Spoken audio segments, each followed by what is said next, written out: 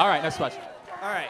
So I would like to ask you about for abortions, right? How do we explain to those who are for it? How do we explain that even I don't know if you believe this or not, but in terms of like a rape or unintentional or really unconsented pregnancies, can we say that we should still be anti-abortion in that scenario? Yes. What's your grounds for that, and how would I explain it to someone else? Sure, it's a good question. Let's say I have 2 ultrasounds here. One is an ultrasound of a baby from a loving marriage. The other one is a baby conceived in rape. Which one is which? We can't exactly tell. So they're both human beings? Right. They both deserve human rights. Okay. But then what is if someone pushes back against with the idea... Do I... Closer, yeah. What is if someone pushes back with the idea that now, in terms of the mother, right, one of them was willingly conceived while the other one was a forced conceived? Yeah, I mean, that's a fair argument. The question then should be, when, if ever, in your moral universe, is it okay to do something evil after an evil act to try to make that evil act correct? But how about in terms of, what if we're in the position of the mother, and she is, I don't want to take the risk of illness, death, or whatever to have this child. Sure, so it's a little bit of a false choice because they're acting as if the termination of the pregnancy will have no consequences or costs. A lot of women that get abortions have regret. Women die when they get abortions. They have a lot of their health issues. It's not just like getting a haircut. So it's a little bit of a false choice. But we come after it from a very basic moral argument. There are 2 lives involved. There's a little life and a grown life. And no one has the right to eliminate a human life in utero, period. So then, at that point, now we're forcing someone to do something that they never consented to, never wanted to do. How isn't this violating their human autonomy? Well, again, but eliminating the human being would also violate the baby's autonomy too, wouldn't it? Well, then we would have to ask, right? Maybe in future years we will have the technology to be able to extract a fetus and grow a fetus outside of the uterus, but given our state of medicine right now, we do not have that. Sure. I mean, but again, no one is delighting or rejoicing in these circumstances. I mean, it's a terrible situation. I want to reiterate that. But you have a unspeakably difficult choice that is very morally, clear though, which is that you don't eliminate a human being because an awful action happened. Are you saying that as someone who can get... Well, I guess my pushback against that would be then if we say that it's entirely wrong, right?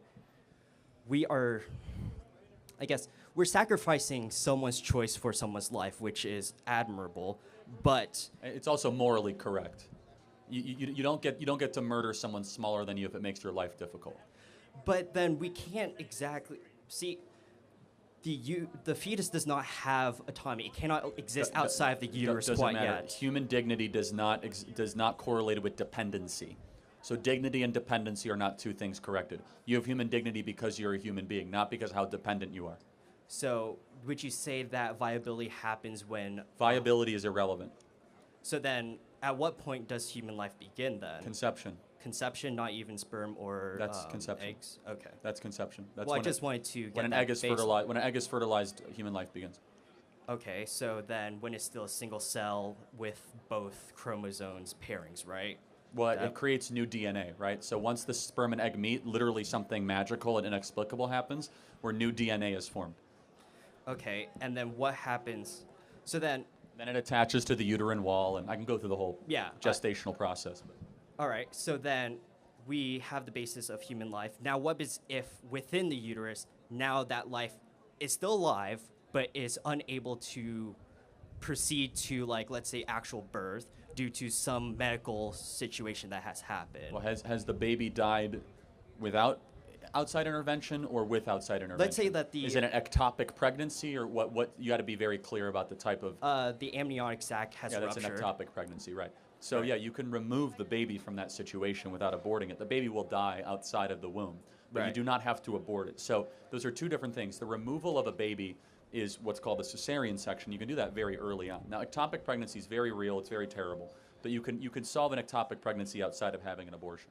But, okay, so then what creates an abortion? Is it the heartbeat, the removal of the fetus? What exactly is that? I don't want to go too deep in this. Do you know what happens in an abortion? I mean, maybe you don't. They literally will break the back of the baby's skull, right? They will insert to the back a syringe of cyanide poisoning until the baby no longer. I mean, this is one of the most gruesome things. Everyone who's pro-choice, in my opinion, has a moral obligation to watch a video of an abortion just to know kind of what you're supporting. It's so beyond inexplicable. But yeah, look, really quick, what's the final question on this? Because I want to keep moving. Oh, sure. So you didn't really finish the question of when can we do that procedure, right? If there's still a heartbeat. I don't think we should ever do that procedure. What happens if, like, now the mother's life is going to die in, like, the next 15 minutes, but the baby is still having a heartbeat? What do we do at that point? It depends on, again, I don't want to speak to every specific. Some OBGYNs say abortion is never medically necessary. I'm not a professional enough to say that. But it depends how far advanced the woman is. If she's past 22 weeks, have a cesarean section. Try to have the baby live in NICU. So there are situations where abortions are okay, right? Well, no, I'm not even saying okay. Again, I don't know enough about some OBGYNs that they can defend their statement here. They will say abortion is never medically necessary. I'll allow them to defend that. I don't know enough about the details there to be able to say that. So you're saying that you do not have a statement of whether abortions can never be true or always? It is murder. Whether or not an OBGYN can prove to me, of which there's a lot of debate, it is ever medically necessary. So take, for example, if a baby is 26 weeks and the baby's, you know, the mom's life is in danger, deliver the baby by C-section.